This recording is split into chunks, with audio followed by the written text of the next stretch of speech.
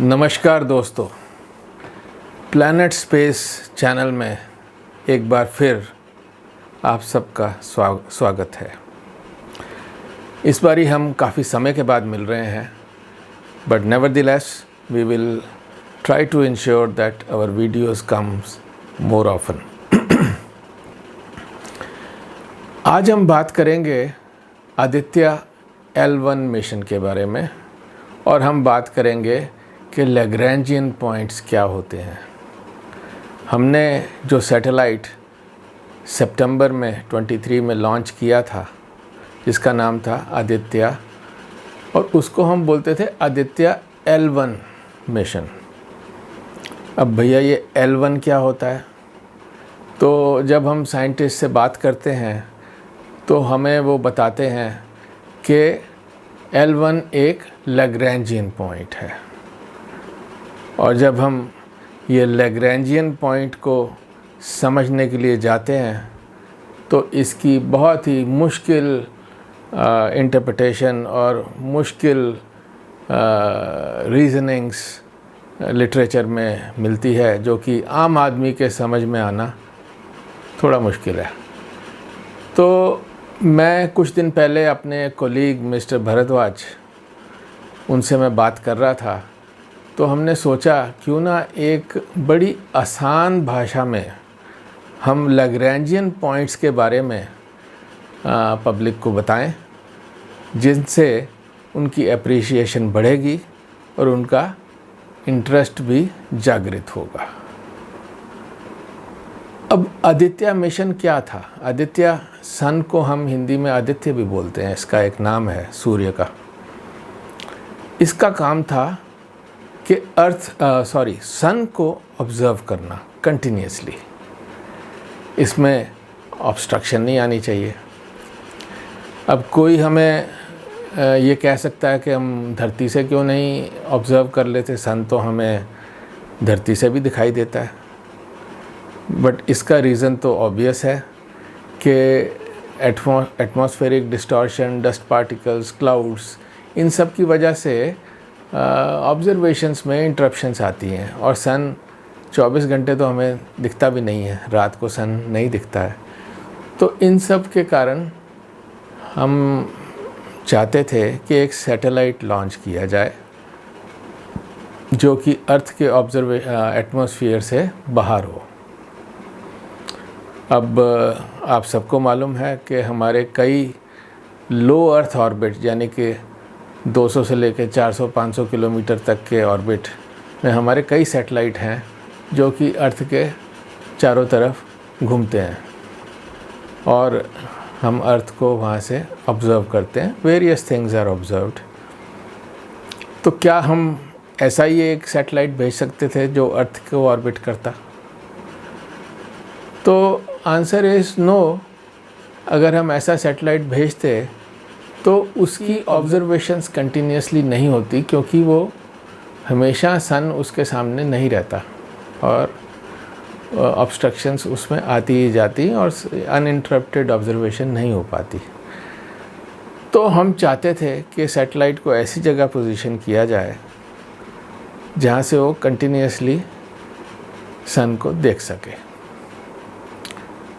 अभी देखा जाए तो हम सैटेलाइट को भेज के किसी जगह रोक तो नहीं सकते हैं। तो हम अगर किसी यान को अंतरिक्ष में भेजते हैं तो या तो वो किसी हैवी बॉडी को ऑर्बिट करेगा, या फिर उसके इन्फ्लुएंस से निकल के छोड़ के चलता चला जाएगा। तो ना तो हम चाहते हैं कि वो किसी हैवी बॉडी को ऑर्बिट करे, और ना ही हम चाहते हैं कि वो हमारे सोलर सिस्टम को ऐसा छोड़ के चला जाए और दूर जाता जाए, वो भी नहीं हम चाहते हैं। तो हम चाहते हैं कि ऐसी जगह वो रहे जहाँ पे कोई हैवी बॉडी भी ना हो, और वो वहीं उसी विसिनिटी में घूमता रहे और वो सन को कंटिन्यूसली देखता भी रहे। तो लैग्रैंज एक बहुत बड़े साइंटिस्ट रहे हैं। उन्होंने हमें बताया, कुछ कैलकुलेशंस करी गई रिगरसली, कि अगर सन और अर्थ की ज्योमेट्री को देखा जाए तो 5 ऐसे लोकेशंस हमें मिल जाते हैं जहाँ पे कोई हैवी बॉडी नहीं भी होती है, पर हम किसी सैटेलाइट को वहाँ पोजीशन कर सकते हैं, वहाँ भेज के वहाँ पे वो उसी विसिनिटी में विचरण करता रह सकता है और उसकी जो रोटेशन होगी, जैसे अर्थ रिवॉल्व कर रही है सन के आसपास, तो जैसे अर्थ 360 डिग्री एक साल में घूम जाती है, वो पॉइंट्स भी अर्थ के साथ साथ ही चलेंगे और 360 डिग्री एक साल में चलेंगे और वही अपनी लोकेशन भी मेंटेन करेंगे। तो ऐसे पॉइंट्स को लैग्रैंजियन पॉइंट्स बोला जाता है।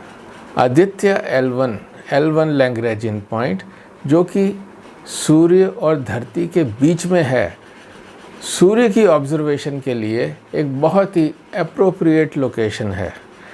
और जैसा कि हम आगे देखेंगे वीडियो में कि ये लैग्रैंजियन पॉइंट्स में सैटेलाइट कैसे स्टेबल रह पाता है, अपनी जगह कैसे मेंटेन कर पाता है, ये हम बड़ी ही आसान भाषा में आपको बताएंगे।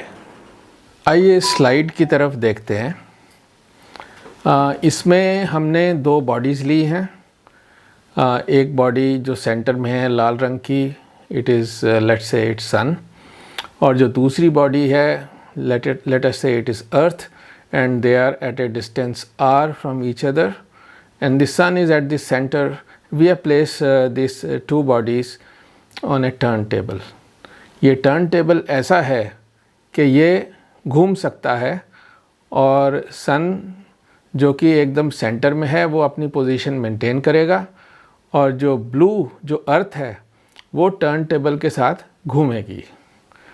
तो अगर अर्थ ऐसे घूमती है तो वी वुड एक्सपेक्ट कि वो उस पे सेंट्रीफ्यूगल फोर्स जो लगेगी उसकी वजह से वो टर्न टेबल से बाहर चली जाएगी। बट लेट अस इमेजिन कि हमने इसको एरलडाइट से या किसी एडहेसिव से इस टर्न टेबल पे चिपका दिया है। अभी हम सब जानते हैं कि इन 2 बॉडीज़ के बीच में, अर्थ और सन के बीच में, ग्रेविटेशनल अट्रैक्शन भी है। तो उसकी वजह से अर्थ के ऊपर फोर्स लगती है, दोनों, there is a mutual attraction. और ये जो ग्राफ हमने बनाया है, इसमें जो ब्लू लाइन है वो अट्रैक्टिव फोर्स है सन और अर्थ के बीच में। तो अर्थ के ऊपर जो फोर्स लगती है, if we go away on the left side very far, it reduces near to zero, और जैसे ये सन के पास पहुंचने की कोशिश करती है इसकी वैल्यू बहुत बढ़ जाती है। Similarly on the right side where it is shown, जब ये सन के पास होती है तो फोर्स बहुत ज़्यादा होगी इन दी ऑपोजिट डायरेक्शन, और जब दूर जाएगी तो फोर्स नियर ज़ीरो हो जाएगी। तो blue line is very clear. जो ऑरेंज लाइन हमने इसमें दिखाई है, ये इसके ऊपर जो सेंट्रीफ्यूगल फोर्स लग रही है, that is proportional to square of the angular velocity multiplied by the distance. तो एंगुलर वेलोसिटी तो इसकी डिफ़ाइन अगर हम कर दें कि 360 डिग्री पर ईयर है, जो कि अर्थ की एंगुलर वेलोसिटी है, तो उसको हम निकाल देते हैं, तो F is directly proportional to R।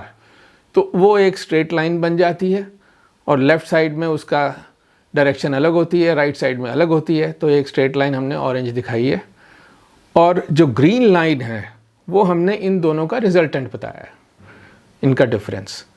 तो हम देखते हैं कि जो ग्रीन लाइन है वो एक्स एक्सिस को क्रॉस करके फिर ब्लू लाइन को अप्रोच करती है लेफ़्ट साइड पे। Similar behaviour is there on the right side. अब जो ग्रीन लाइन है जब ये एक्स एक्सिस को क्रॉस कर रही है, इसका मतलब इस पॉइंट पे अर्थ के ऊपर कोई फोर्स नहीं है। दैट मीन्स अर्थ जो है इस पॉइंट पे स्टेबल रह सकती है, उसको रखने के लिए कोई मेहनत नहीं करनी पड़ेगी। वहाँ पे जो उसके ऊपर ग्रेविटेशनल अट्रैक्शन है और जो उसकी सेंट्रीफ्यूगल फोर्स है वो बैलेंस हो रही है। तो ये भी एक तरह का लैग्रैंजियन पॉइंट है। अब अर्थ जो कि सन की ऑर्बिट करती है, तो उस पॉइंट पे डेफिनेटली ऑर्बिट ऐसे ही डिफाइन होता है कि जब ग्रेविटेशनल अट्रैक्शन सेंट्रीफ्यूगल फोर्स के बराबर है तो अर्थ जो है सन का एक ऑर्बिट करती रहती है। ये सेम प्रिंसिपल हम लैग्रैंजियन पॉइंट्स पे बताएंगे हमारी अगली स्लाइड में। आइए अब दूसरी स्लाइड की तरफ नज़र लगाते हैं। इसमें हमने टर्न टेबल वैसे ही बनाया है और यहाँ दो बॉडीज़ दिखाई हैं, सन और अर्थ, और हमने 3 लोकेशंस बताई हैं, black dots which are 3 Lagrangian points. अब हम टर्न टेबल को घुमाएंगे at 360 degree per year angular velocity से। तो राइट साइड पे जो ग्राफ है, हमने ऊपर वाले ग्राफ पे हमने 3 लैग्रैंजियन पॉइंट्स पे, जैसे कि पिछली स्लाइड में बताया था, ग्रेविटेशनल अट्रैक्शन जो है वो ब्लू लाइन से बताया है, और ऑरेंज लाइन जो है सिमिलरली हमें उन पॉइंट्स पे अगर कोई बॉडी रखें तो उस पे जो सेंट्रीफ्यूगल फोर्स लगेगी उसको दर्शाती है। और तीसरे ग्राफ में हमने, दैट इज़ नीचे वाले ग्राफ पे हमने ग्रीन लाइन को अलग से दिखाया है और वो इन दोनों का रिजल्टेंट बता रही है। तो ये तीनों लाइन 3 लैग्रैंजियन पॉइंट्स के करस्पॉन्डिंगली एक्स एक्सिस को जहाँ क्रॉस करती हैं वहाँ पे जो अगर कोई बॉडी अगर हम रख देते हैं और अगर उस बॉडी की वेलोसिटी, एंगुलर वेलोसिटी भी अर्थ की एंगुलर वेलोसिटी के बराबर रखते हैं, तो वहाँ पे सेंट्रीफ्यूगल फोर्स जो उस पर लगती है वो अर्थ और सन की कंबाइंड ग्रेविटेशनल पुल के बराबर होगी। और अगर वहाँ पे अगर हम बॉडी रख देते हैं तो एटलीस्ट टर्न टेबल पे अगर उस बॉडी को रखेंगे तो उसको लगाने के लिए कोई एरलडाइट की ज़रूरत नहीं पड़ेगी, क्योंकि उस पर नेट फोर्स 0 होगी। और स्पेस में अगर उस बॉडी को रख देते हैं तो उस पर हमें ज़्यादा ईंधन नहीं खर्चना पड़ेगा। वहाँ पे वो एक सन अर्थ सिस्टम के साथ साथ वो बॉडी भी same angular velocity as of Earth वो साथ साथ रोटेट करेगी और मिनिमम फ्यूल यूज़ करके उस बॉडी से हम अपना काम भी ले पाएंगे। हाँ, तो दोस्तों अभी हमने 3 लैग्रैंजियन पॉइंट्स तो जान लिए, तो इनको देख के हम सीधे से कह सकते हैं कि अगर हमें कहीं से सन को ऑब्ज़र्व करना है तो L1 जो है मोस्ट सूटेबल लोकेशन है।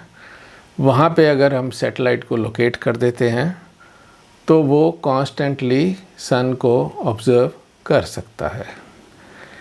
ऐसे ही L2 पे अगर हम किसी सैटेलाइट को रखते हैं, जैसे कि जो US का जेम्स वेब टेलीस्कोप है, तो वो सूटेबल पॉइंट है जहाँ से वो आउटर स्पेस को ऑब्ज़र्व कर सकता है और सन की वजह से खाली एक ही हीट शील्ड से वो अपने सारे सिस्टम्स को थर्मली एक कोल्ड एनवायरनमेंट में भी रख सकता है। तो जेम्स वेब टेलीस्कोप जो है L2 पे स्थापित किया गया है। ऐसे ही L3 भी पॉइंट्स हमने समझ लिया है, और 2 पॉइंट और होते हैं L4 एंड L5 जो कि हम स्लाइड में देख सकते हैं। ये दोनों पॉइंट अर्थ और सन के साथ मिला के एक इक्विलेटरल ट्रायंगल बनाते हैं। यहाँ पे भी वही कंडीशंस होती हैं जो कि L2, L1 और L3 में हैं। तो अगर ज़रूरत पड़े तो हम L4 और L5 को भी यूज़ कर सकते हैं। तो इनको समझने के बाद हम अपनी अगली वीडियो में आपको बताएंगे कि कुछ पॉइंट्स स्टेबल होते हैं, कुछ अनस्टेबल होते हैं, और अगर अनस्टेबल पॉइंट जैसे कि L1 पे अगर हमें सैटेलाइट को रखना है तो हमें बहुत एक्यूरेसी से रखना पड़ता है। अगर उसको हम सरकमवेंट करना चाहें तो वहाँ भी एक ऑर्बिट में सैटेलाइट को डाल देते हैं which will be A self correcting orbit. तो फिर हमें ज़्यादा फ्यूल यूज़ किए बिना उस एक ऑर्बिट में सैटेलाइट को चला सकते हैं, which is the plane of the orbit is perpendicular to the plane of the slide. उसको हेलो ऑर्बिट भी बोलते हैं। We'll explain that in the next video.